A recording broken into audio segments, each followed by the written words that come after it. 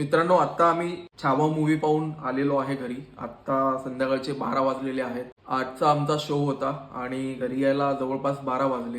Movie एवढा जबरदस्त बनवलेला आहे मित्रांनो, नक्कीच तुम्ही पण थिएटरमध्ये जाऊन पहा. शेवटचे 40 मिनिटं आहेत हे अक्षरशः अंगावर काटा आणणारे आहेत आणि रडवणारे आहेत. छत्रपती संभाजी महाराजांना एवढ्या असह्य वेदना देऊन सुद्धा आपले महाराज आपल्या धर्मासाठी झुकले नाही. आणि या मूवी मधून मला 2 गोष्टी शिकायला मिळाल्या.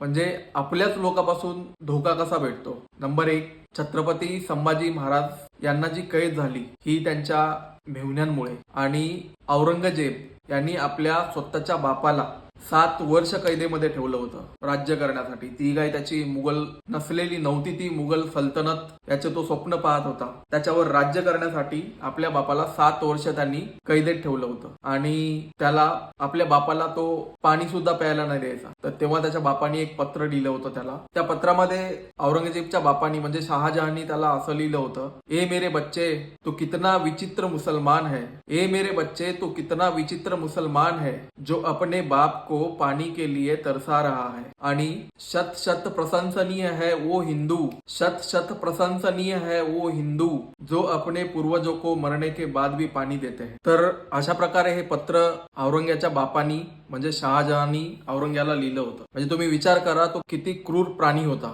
आणि शेवटी सत्याचाच विजय झाला आणि शेवटी तो बोलून पण गेला, काश मेरी औलाद संभादेशी होती, काश मेरी औलाद संभादेशी होती, तो ये हिंदुस्तानी क्या पूरी दुनिया मेरी होती. असे होते आपले छत्रपती संभाजी महाराज. तर मित्रांनो, भेटूयात पुन्हा नवीन ब्लॉग मध्ये. छत्रपती संभाजी महाराज यांचा इतिहास चिरंतर या जगाच्या आठवणीत राहील अशी मूवी बनवलेली आहे. व्हिडिओ आवडला असेल तर नक्कीच लाईक करा आणि शेअर करा मित्रांनो.